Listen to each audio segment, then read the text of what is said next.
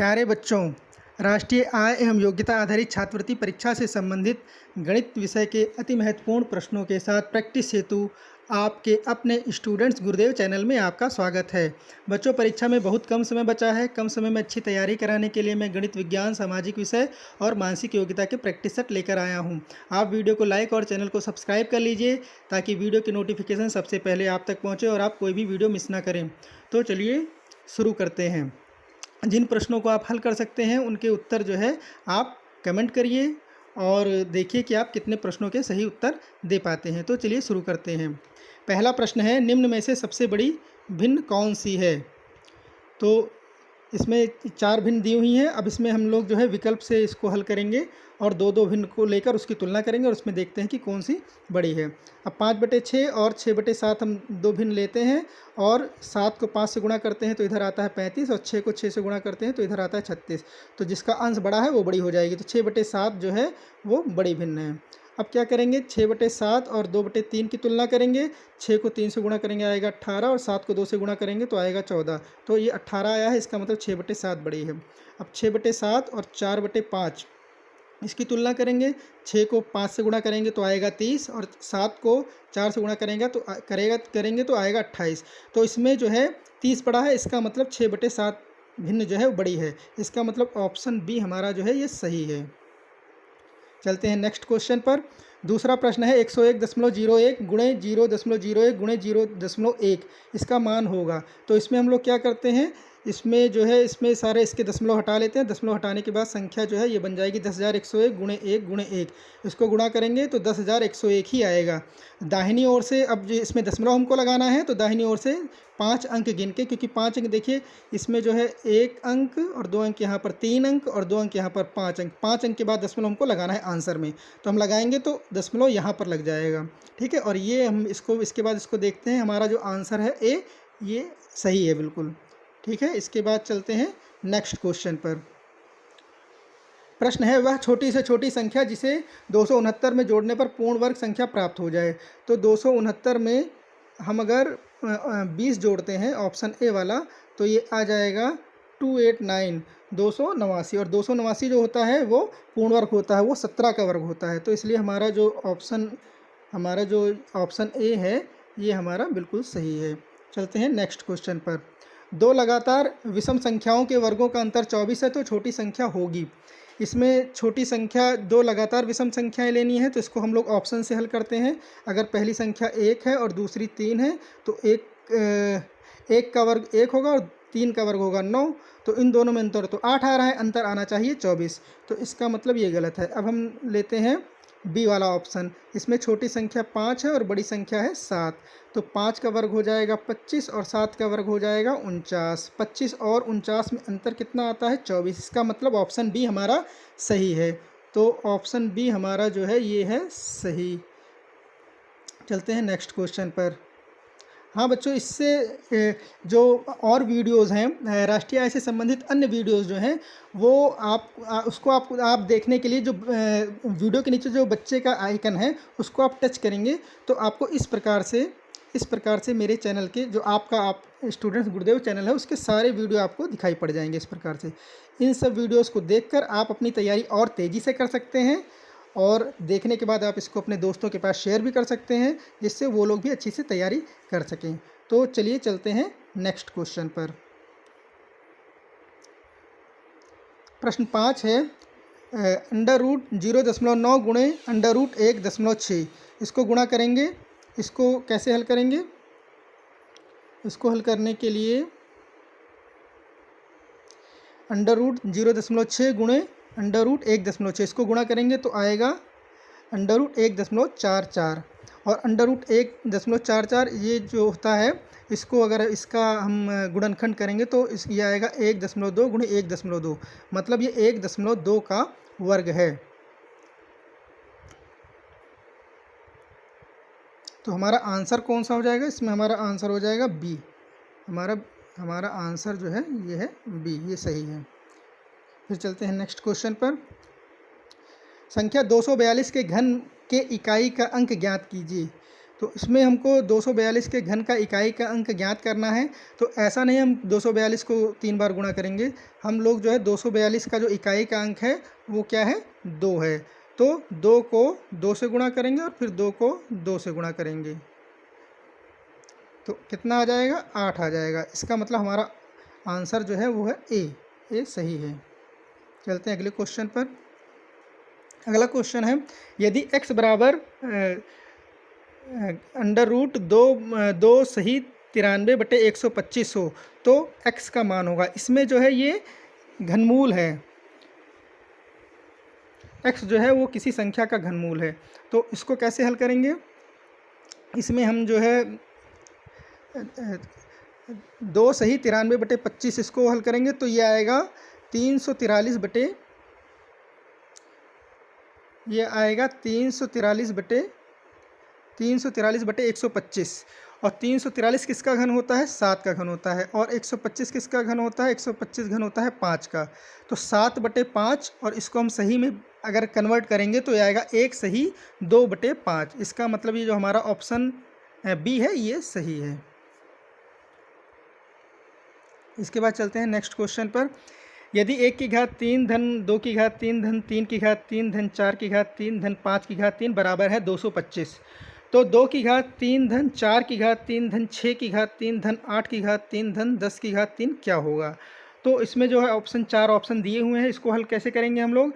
इसमें ये जो 2 की घात 3 4 की घात 3 6 की घात 3 8 की घात 3 10 की घात 3, इसमें हम देखते हैं कि जो 2 है ये हम इसको कॉमन ले सकते हैं। तो हमने यहाँ पर 2 को कॉमन ले लिया और ब्रैकेट में क्या क्या क्या बचा है, 1 की घात 3 2 की घात 3 3 की घात 3 4 की घात 3 और 5 की घात 3। और ये जो है ये इसका मान कितना है, इसका मान देखिए प्रश्न में दिया हुआ है, इसका मान है 225। तो हम ब्रैकेट के अंदर 225 रख देते हैं और ब्रैकेट के बाहर 2 की घात 3 है, इसका मतलब 2 की घात 3 होता है 8। 225 को 8 से गुणा करेंगे तो आएगा 1800। इसका मतलब ये है कि ये 1800 हमारा ऑप्शन बी है, ये हमारा सही है। चलते हैं नेक्स्ट प्रश्न पर। यदि -3 की घात m धन 1 गुणे -3 की घात 5 बराबर हो -3 की घात 7 हो तो m का मान होगा। तो इसमें जो है हम लोग इसमें विकल्प रखकर हल करेंगे। और पहले हम -1 रखेंगे, उसके बाद हल करेंगे दूसरे b रखेंगे, इसको सॉल्व करेंगे, 5 रखेंगे, सॉल्व करेंगे। लेकिन जो है इसका 1 रखने पर ही इसका आंसर आएगा। तो जहाँ पर m लिखा हुआ है यहाँ पर हम रखेंगे 1, तो ये हो जाएगा -3 और m+1 की जगह हम 1 रख देंगे तो 1 धन 1 हो जाएगा, 1 धन 1 हो जाएगा। और इसके बाद 1 धन 1 हो जाएगा 2, -3 की घात 2 और गुणे -3 की घात 5, तो ये दोनों घातें जुड़ जाएंगी, -3 की घात 7 हो जाएगा और -3 की घात 7 हो जाएगा। तो ये जो है हमारा ऑप्शन डी वाला सही है, क्योंकि m का मान जब 1 रखेंगे तो हमारा आंसर आएगा। इसका मतलब ऑप्शन डी बिल्कुल सही है। प्रश्न है, 2 संख्याएं 3 7 के अनुपात में हैं, उनका अंतर 36 है, संख्याएं होंगी। तो इसको हम लोग ऑप्शन से हल करते हैं। पहला ऑप्शन देखते हैं, इसमें है 12/48। तो 12/48 में अनुपात कितना होता है, 12 के पहाड़े से काटेंगे तो 1 और 4 का अनुपात आएगा। तो इसका मतलब ये ऑप्शन ए तो नहीं है। इसके बाद देखते हैं ऑप्शन बी। ऑप्शन बी में है 27/63। 27 और 63 दो संख्या है, तो 27 और 63 का अनुपात लेंगे, इसको करेंगे तो ये हो जाएगा 9 के पहाड़े से इसको काटेंगे तो 9 तियाँ 27 और 9 सत्ते 63। अनुपात तो 3 और 7 का आ रहा है। और इसके बाद जो अंतर होता है 27 और 63 में अंतर होता है 36 अंतर आएगा दोनों का अंतर। इसका मतलब जो है हमारा ऑप्शन बी जो है, ये हमारा ऑप्शन बी बिल्कुल सही है। प्रश्न 11 है, यदि किसी संख्या के 80% में से 80 घटाने पर शेष 80 आता है तो वह संख्या है।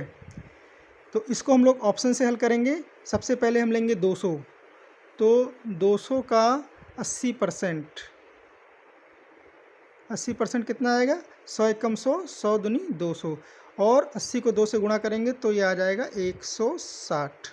ठीक है। अब जो है 160 में से अंतर कितना आना चाहिए? 160 और 80 का अंतर कितना आ जाएगा?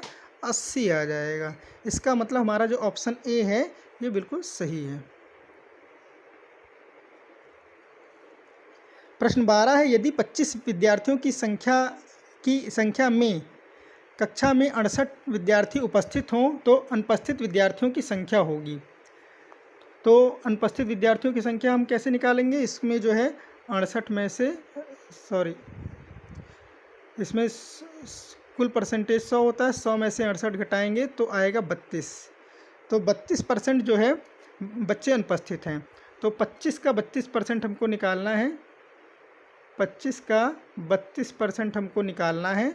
तो हम क्या करेंगे? 25 गुणे 32/100 कर देंगे और इसको काट देंगे। 25 एकम 25, 25 चौके 100, नीचे 4 बचा है, 4 एकम 4 और 4 अठे 32, मतलब 8% बच्चे जो हैं वो अनुपस्थित हैं। ये ऑप्शन जो हमारा बी है ये बिल्कुल सही है। अगला प्रश्न है, एक संख्या 2 अंकों की बनी है, दहाई का अंक इकाई के अंक से 6 अधिक है, संख्या स्वयं के अंकों के योगफल की 10 गुनी है तो संख्या होगी। इसमें बताया गया है कि दहाई का अंक इकाई के अंक से 6 अधिक है, मतलब दहाई और इकाई के अंकों में 6 का अंतर है। तो इसको हम लोग ऑप्शन में देखते हैं। इकाई और दहाई में जो ऑप्शन ए है इसमें कितना अंतर है? इसमें 2 का अंतर है। बी वाले में देखते हैं, बी वाले में कितना अंतर है? इसमें 4 का अंतर है। सी वाले को देखते हैं, इसमें इकाई दहाई में कितना अंतर है? 6 अंतर है। तो हमारा जो आंसर होगा यही ऑप्शन सी होगा।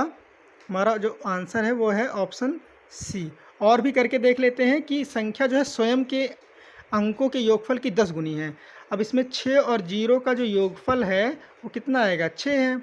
और योगफल मतलब 6 जो है वो गुणनफल, इनका जो गुणनफल है योगफल है 6 है और संख्या जो है वो है 60, तो 10 गुनी है। तो हमारा इसका मतलब ऑप्शन सी बिल्कुल सही है। चलते हैं नेक्स्ट प्रश्न पर। प्रश्न 14 है, दिए गए चित्र में x का मान होगा, इसमें जो कोण b है x डिग्री, ये कितनी है ये हमको बताना है। तो इसमें हम लोग जानते हैं बच्चों कि बहिष्कोण बराबर होता है सम्मुख अंतः कोणों का योगफल। ठीक है, तो इसमें जो बहिष्कोण है वो कितना है? 110 है और अंतः कोण क्या क्या है? x डिग्री है और 60 डिग्री है। तो 160 और 60 धन x बराबर जो हो गया 110 हो जाएगा। इसका मतलब जो है 110 बराबर है x धन 60। तो x कितना आएगा? 110 में से 60 घटा देंगे तो x आ जाएगा 50। इसका मतलब जो है हमारा ऑप्शन बी सही है। चलते हैं नेक्स्ट प्रश्न पर। प्रश्न 15 है, P समांतर है Q के, 2 रेखाएं हैं PQ, ये दोनों समांतर हैं और L जो है एक तिर्यक रेखा है, इनको काट रही है। तो x का मान आपको बताना है, इसमें x का मान बताना है। तो इसमें देखिए, इसमें जो ये वाला कोण है 120 है, ये कोण 120 है, तो ये वाला कोण भी 120 होगा और ये जो पूरा कोण होगा ये होगा 180। तो इसका मतलब ये है कि 4x धन 120 बराबर हो जाएगा 180 और 4x कितना हो जाएगा? 180 में से 120 घटाएंगे तो 60 हो जाएगा। इसका मतलब ये है कि जो 4x है वो 60 हो गया। तो x कितना हो जाएगा? 60/4 बराबर 15 डिग्री।